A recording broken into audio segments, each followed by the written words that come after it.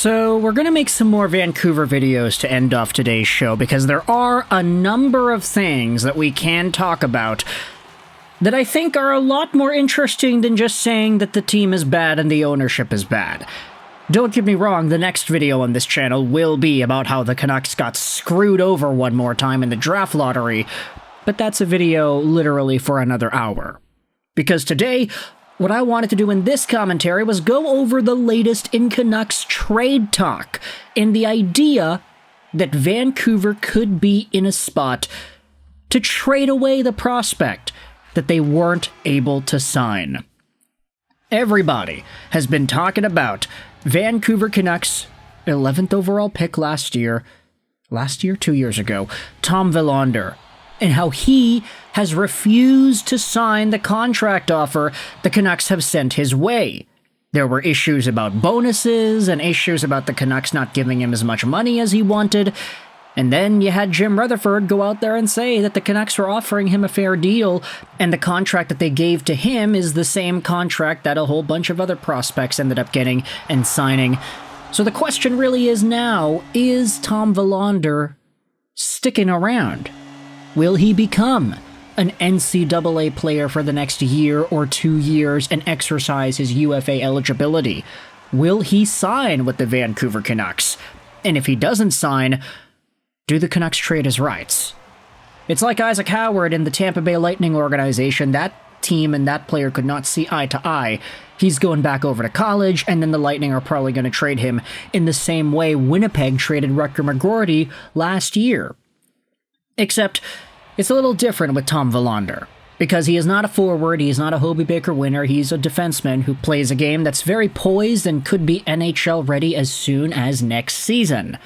But when it comes to the idea of trading Willander, it goes hand in hand with another trade idea that Vancouver Canucks fans have been talking about endlessly since the months before the season ended. Who is it that the Vancouver Canucks will draft in the 2025 draft? They have a first-round pick. It's 15th overall. Are they even going to use it? Or are they going to trade it away for center help? And this is where you combine these two discussions together. The first-round pick the Vancouver Canucks have at number 15 and Tom Willander. Could both of these assets get traded together even? Is that a possibility? Well, let's head over to Canucks News Summary's Twitter account because they posted a very informative update as to how that trade could look like. Take a look at this. There is already a framework for a trade involving Tom Willander and a first, because Brock Faber was traded from the LA Kings to the Minnesota Wild with a first-round pick, which happened to be 19th overall, for Kevin Fiala. Willander is a better prospect than Faber was at the time of the trade, and the Canucks' first is slightly earlier in a comparable draft.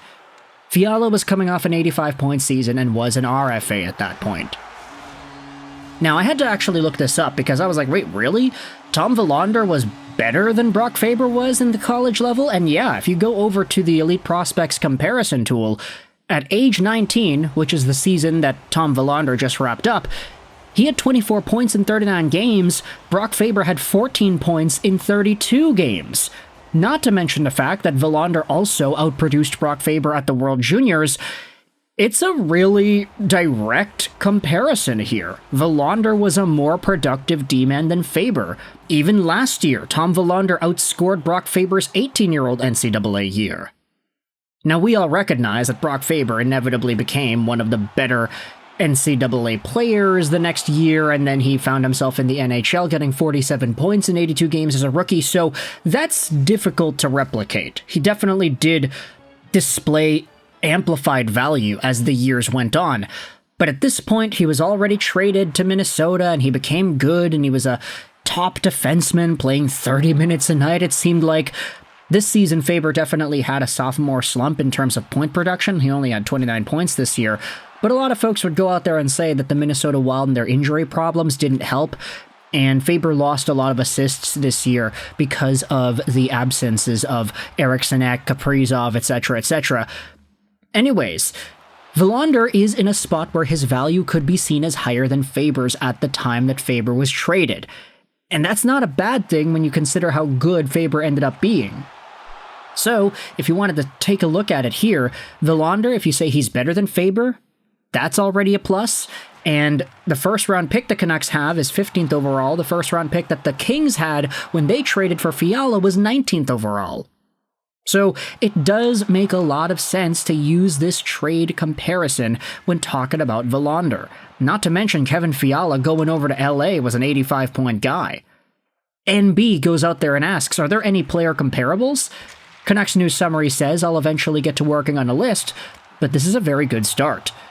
Similar level RFAs to, at the time, soon-to-be 26-year-old Kevin Fiala include JJ Peterka, Gabe Vilardi, Matthew Knies, and Marco Rossi.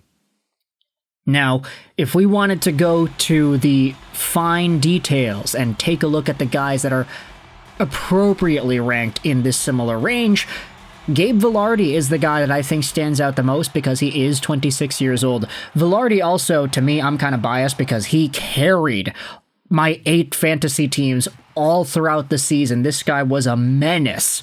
But Gabe Vilardi had himself 61 points in 71 games played in the regular season. Just a total explosion of offense out of a guy who could never sustain NHL play due to injury. But now, he's in Winnipeg. He's doing some fantastic work. He was a guy that folks were saying could be the next Jonathan Toews. He was a guy that a lot of Canucks fans wanted to take 5th overall in 2017 and were disappointed when the Canucks selected Elias Pettersson instead. I'll say this, if the Vancouver Canucks make a trade, they do Willander and the 15th overall pick for Gabe Vilardi, I am absolutely biting on that. I absolutely believe that's a good move.